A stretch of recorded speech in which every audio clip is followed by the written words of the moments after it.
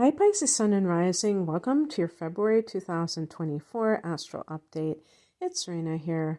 Well, as you know, February is the time when the sun goes into your sign, and so you tend to kind of perk up a little bit. Sun coming out of your 12th house, going into your first.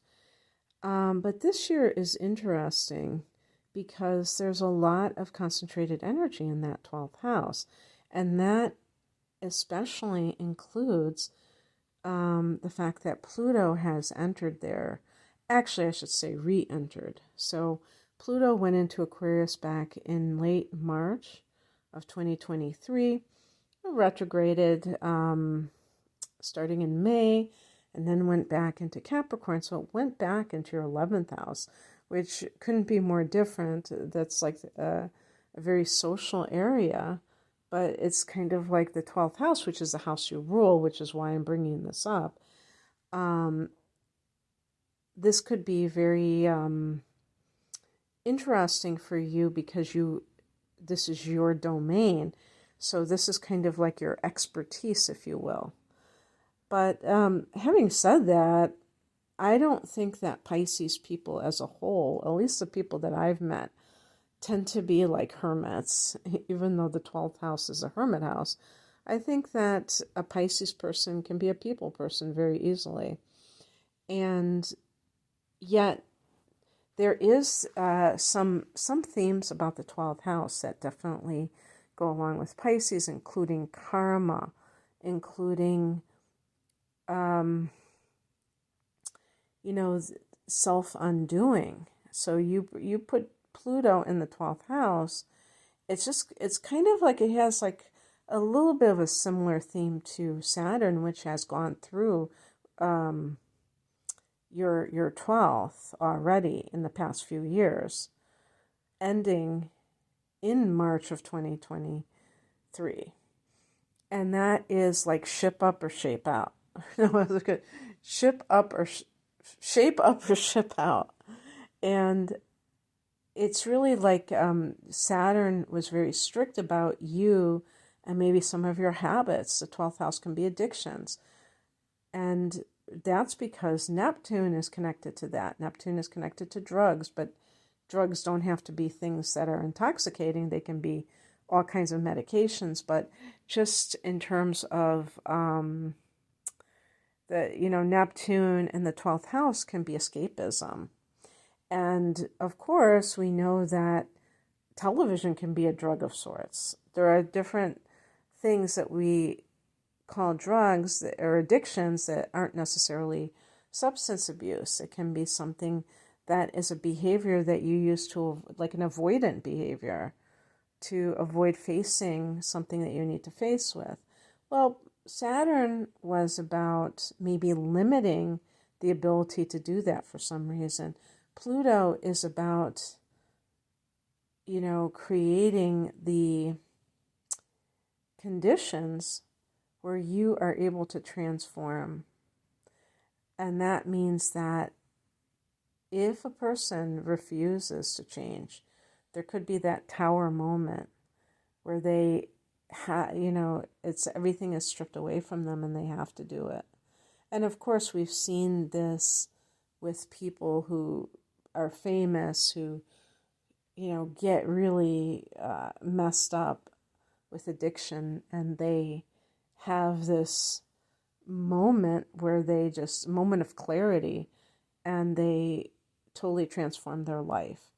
That's one of the reasons I love biographies and autobiographies so much, is because I love that idea of transformation. So this is something you can do on the spiritual level, but also I think for a lot of Pisces people, there is a strong link to the past in the form of past lives that may be even haunting you, things like your karmic baggage. That's the 12th house as well.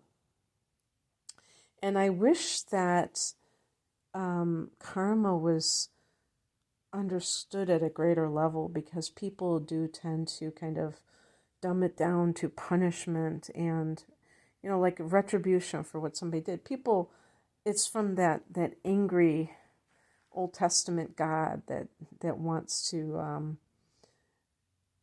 give people some kind of retribution for their, ignorant actions.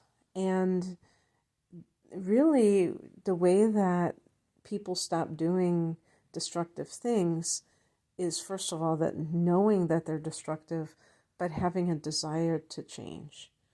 When somebody doesn't have a desire to change, it's very difficult for them to really learn the lessons of whatever it was that they were doing. They may do it to kind of appease people in their life, but they're not really doing it for themselves. So, on January 20th, and that is actually in the future for me because I'm recording this on the 14th, the Sun and Pluto go into Aquarius. And so they go into your 12th house on the same day. Now, Pluto will be going back into Capricorn one last time from, I think it's like September through November, but then it will go back into Aquarius for good. And it's worth noting that this is a general reading, and whether or not this is actually going into your 12th house during the month of February 2024 it's going to depend on individuals. This is not going to be true of everybody, but I'm putting it out here because this is the easiest way for me to do these readings. And it will be true for you eventually, God willing, I suppose, because these transits are so long. So, on the 5th of the month, Mercury goes into Aquarius and goes into that 12th house.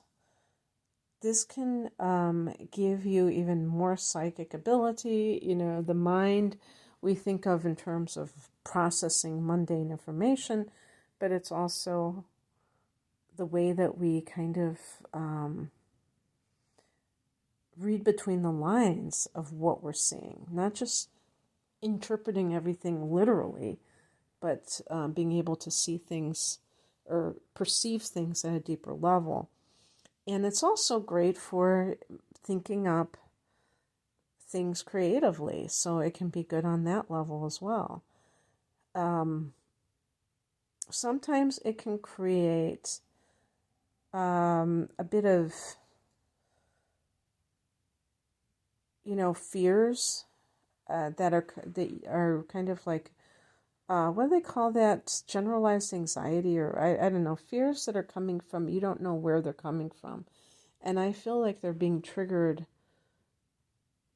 by maybe even like the unconscious memories that the 12th house can be from past lives, because you're really tapping into something at a deep level. On the 9th, there's a full moon at 20 degrees of Aquarius in this house. New moon in the 12th. I mean, even for your conscious goals, this is the womb of creation. So this would even be a great time to really, I don't know about setting intentions, but kind of thinking about what it is that you want to accomplish in the next year.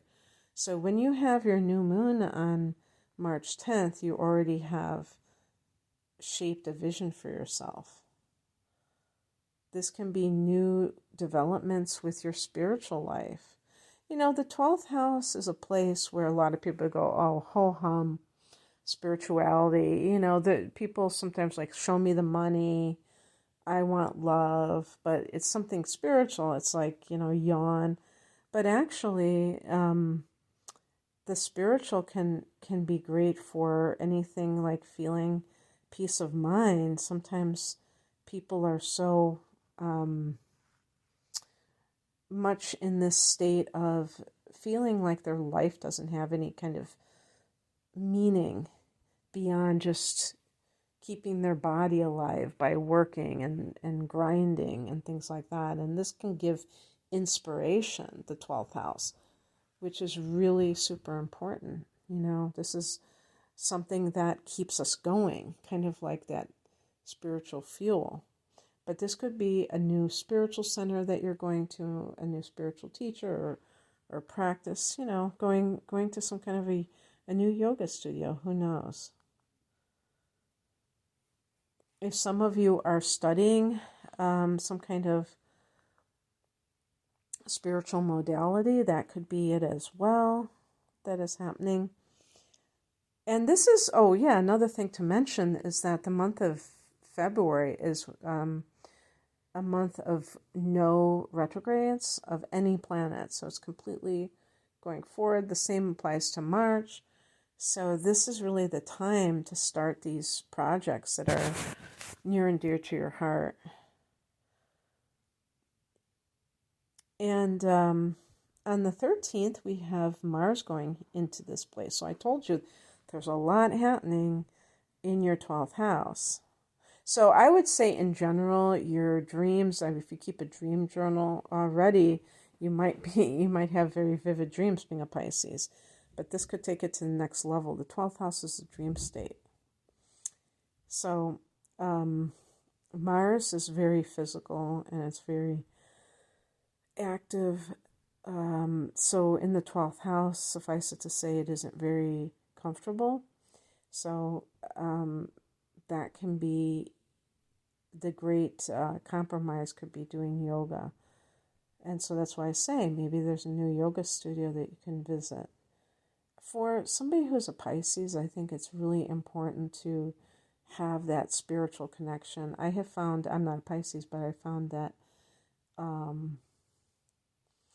some of these yoga studios are more like for the athleticism, and they're not really steeped in the yogic philosophy, and you can tell the difference. And, you know, when you get that devotional aspect of it, it's everything to me. I feel like the sterility when I've gone into those spaces where it's not like that, and it feels very empty. So I have a feeling that you would be the same way. On the 16th, oh, and also this is a great time for doing, for starting something behind the scenes. You may want to anyway, and this may be something that you tend to do, kind of doing something in secret so that you can launch it later, but not necessarily announcing it to other people, some new project. On the 16th, Venus goes into this domain. So Mars, by the way, Mars can be like a secret love affair. Mars can be the sex. Mars can be the sex drive. So it tends to be like flings, affairs, if it's by itself. But now we have Venus, so there might be somebody that you're seeing behind the scenes. Now, it doesn't mean that you're necessarily cheating on someone, but it could be that you don't want to let other people know in your social circle about this, because you had Venus in the 11th house, whereas the house of friendships and groups, and you might have met somebody through your friends, and nobody knows that the two of you have hooked up. Venus in the 12th can be meeting somebody who's your soulmate. On the 18th, Sun goes into Pisces, into your sign. So it's like that, you know, it's funny. The image that I got in my mind was something that I experienced yesterday, because I live, you know, in the Chicago area, and we finally got a significant snowfall. And there's nothing I love more. Well, today it's like probably 8 below zero, but it was in the 20s, which is not too shabby for January. And I was walking down the street, and the sun was so strong, and there's something really magical about the sun reflecting off of the snow, you know, in January, but especially in February. And that's kind of the vibe that I got when I said the sun going into Pisces on the 18th, is that because thinking of February and thinking of the sun, I think of February's sun. The sun is getting stronger, and you might feel that sense of being revitalized. The 23rd, Mercury goes here. So the Mercury is in your sign. This is really great for, you know, just being your own best salesperson, where you're communicating who you are to others.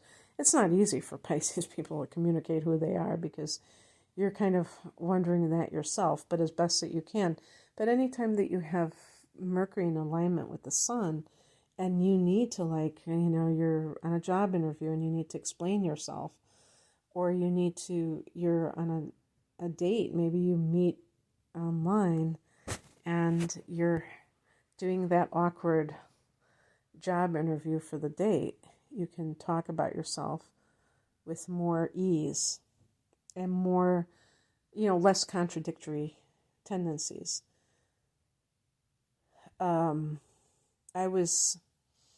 I tend to eavesdrop when I'm like at a cafe and I'm hearing people talking. I like to listen to what they're saying. And I was, a couple of weeks ago, I was doing that, and I could hear they were talking about their attitudes. I could tell they were probably on their first date and they were just getting to know each other. And I actually moved away because I know that I just tend to listen to the people. I'm just so nosy that way. But on the 24th, you have a full moon at 5 degrees of Virgo, and this is your opposite sign. So this is going to be in the 7th house of committed partnerships. So, interesting. What's going to happen there? Well, full moons can bring out secrets. You could have some kind of, sometimes because the sun will be in your first, in your sign, and you have Mercury there, so you're really like tuned into what you're all about. It could be like a revelation that you have about something in your relationship and how you need to step up for yourself, for your own sense of self. Pisces is one of those signs that I think has a tendency to be codependent, where you're looking to your partner to define you, or sometimes how this can manifest a lot is, especially with codependence, is getting lost in other people's problems, because you're a natural empath, and that can lead you to try to what would you call it, try to save somebody and things like that. And so this can give you that insight of saying, oh, I'm doing this. Why am I doing this? But remember that Pluto is now in your 12th house, and transformation is going to occur whether you like it or not. And any kind of self-deluding behavior is something that you're going to be restructuring in your life, changing. And so if there is a relationship that you're in where the other person is deceiving you, is not good for you, it's going to become harder and harder for you to kind of hide from that or escape from that. And that will be true of a lot of things in the upcoming years, but think of it as for your highest good. I think Saturn in the 12th is considered the dark night of the soul because it has such a hard edge to it, Saturn. Pluto certainly isn't warm and fuzzy, but if you look at it as this healing element, it's like this medicine for you, then that can be really a great experience, even though it can feel like you're going through so many opportunities for you to become stronger and stronger, because Pluto is about your power. But the 12th house is not this very distinct place. So your power comes from your from the spiritual side of yourself now, because you have Neptune in your own sign. This is, I think, is also very helpful because you have your own ruler guiding you. So that can be great. So that's what I have for you, and I hope that this resonated. If you would like a private reading, the link is below. Bye.